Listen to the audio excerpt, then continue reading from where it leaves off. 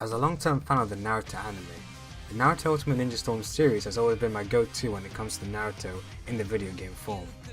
My previous endeavor with the series was in 2008 when the series first began in the form of the original Naruto Ultimate Ninja Storm on the PlayStation 3. I found the game amazing as it allowed me to find out what was happening in the Naruto anime, because due to my location I didn't have access to the latest episodes of Naruto.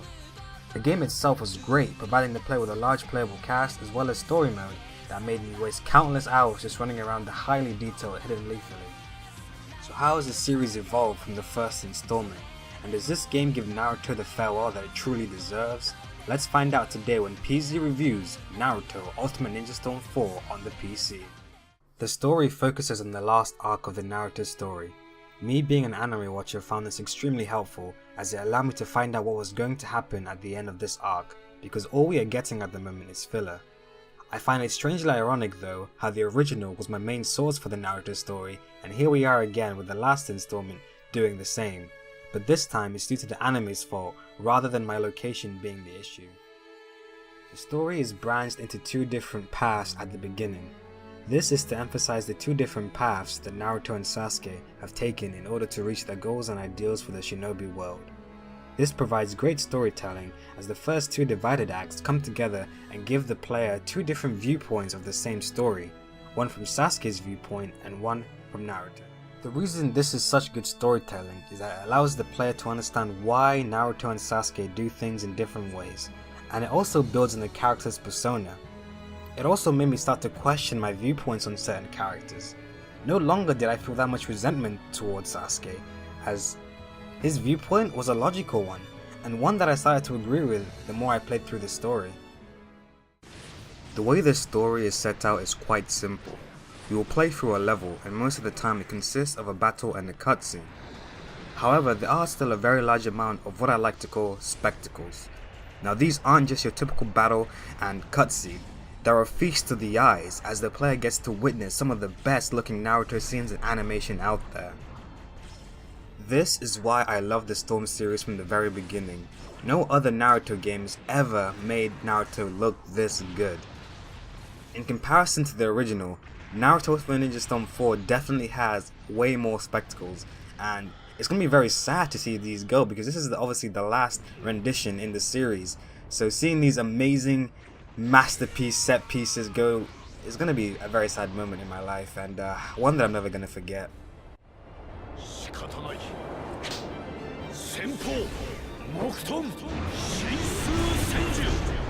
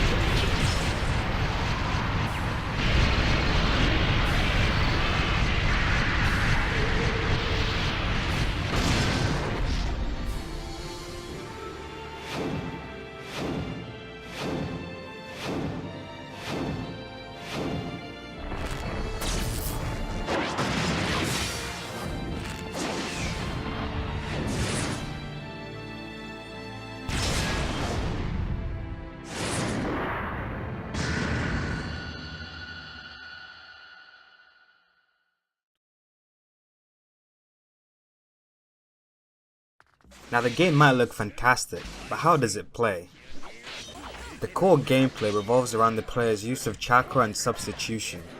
The chakra bar is underneath the life bar and it's used to amplify certain actions such as dashes, and it's also used to allow the player to perform ninjutsus and ultimate jutsu, both of which are incredibly animated. The substitution bar was a welcome addition for me, as in the original Naruto Ultimate Ninja Storm game, the substitution jutsu was infinite. So if you got good enough, you could substitute out of danger all the time. However now, each player is limited to 4 substitutions. This adds a layer of strategy as the player can't spam the substitution to get out of sticky situations, therefore they have to plan when they will use them. A smart player will use it to dodge stronger attacks such as ninjutsu and ultimate jutsu. The recharge mechanic is also a nice feature, as when the enemy player uses all the bars of substitutions, it takes longer for the first bar to recharge. This makes the user very vulnerable as they can't escape the damage that their opponent is going to deal for an extended amount of time.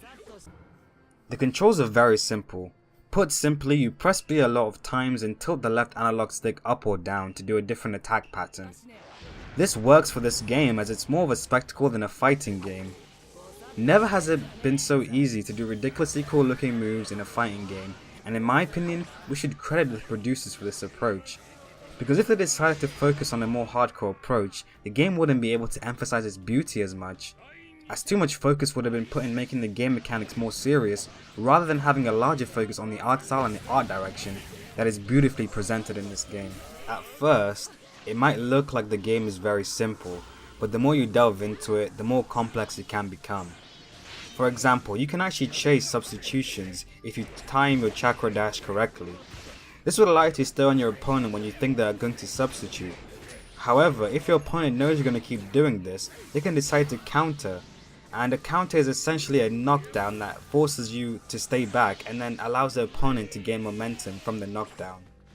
However, if you know your opponent is going to counter, you can actually cancel your dash by holding block, and then this allows you to fully punish with a full combo as the opponent is going to be stuck in that counter animation.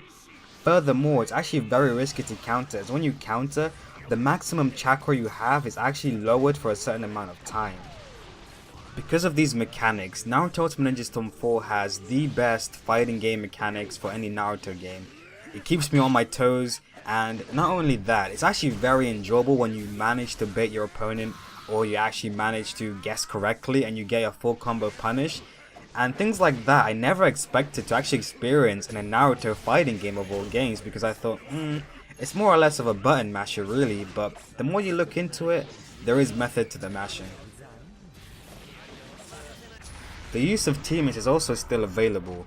I love the feature in the original, and it's nice to see that it's not the same anymore, as teammates have certain supporting abilities as well as their ninjutsu. For example, Kakashi here can actually protect me when I'm charging, and these abilities only get used when your bar underneath your chakra bar is half full. Furthermore, supports aren't just supports. If you use your right stick and go left or right, you can actually alternate with who you are battling with. And in case you are wondering, they all do share the same life bar. This is something I wanted in the original, and it's nice to see that it's finally here.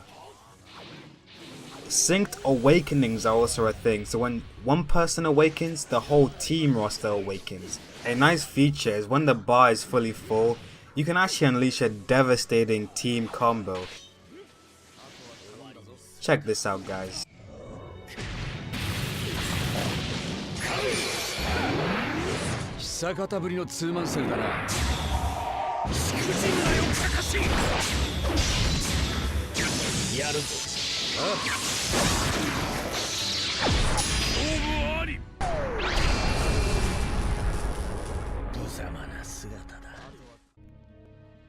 Now, even if you're not a Naruto fan, you have to admit, that was hella sick.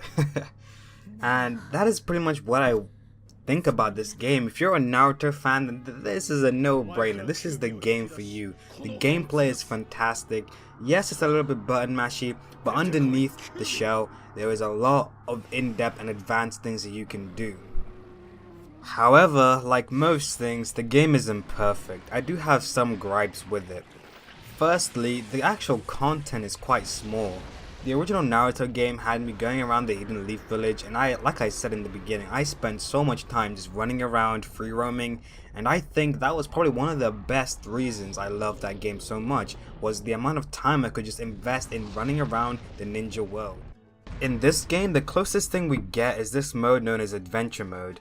Now, I think you actually have to finish the story before you can even do this mode, but to be honest, the mode's kind of pointless. First of all the characters are already unlocked, so there's no reason to even play it.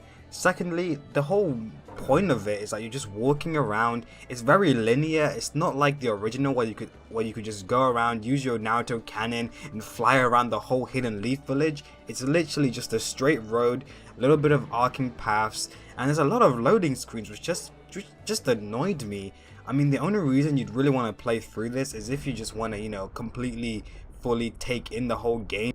Another issue I have with the game is the story mode. The actual story mode doesn't last that long. It will last you about maybe 4 to 5 hours if you don't really play through the side missions and don't try to get an S rank in all the levels. Secondly, the story mode is actually quite challenging, but what I hate is that the game just gets you a free win essentially. Because what happens when you die is essentially you either choose to come back alive with 100% health, right, and you have increased attack, or you either come back with 100% health and you have increased defense. The issue here is your opponent doesn't regain his health. So essentially it's like, hey, you just lost, but now you can win.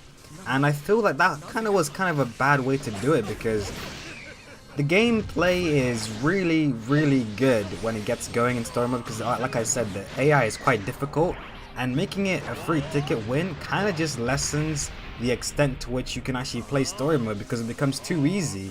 Like, you just die, but hey, I can just win the level anyway. And it just makes the story mode even shorter than it should be, because some of those levels were very difficult and I was playing through them when I didn't actually know how to do the advanced techniques like cancel dashing and also chasing substitutions, excuse me. So when I played through it, I just got wrecked, but of course, easy way out, just take the health, take the attack, and you can just win the level really easy. So that's a small gripe I have with the story mode right there.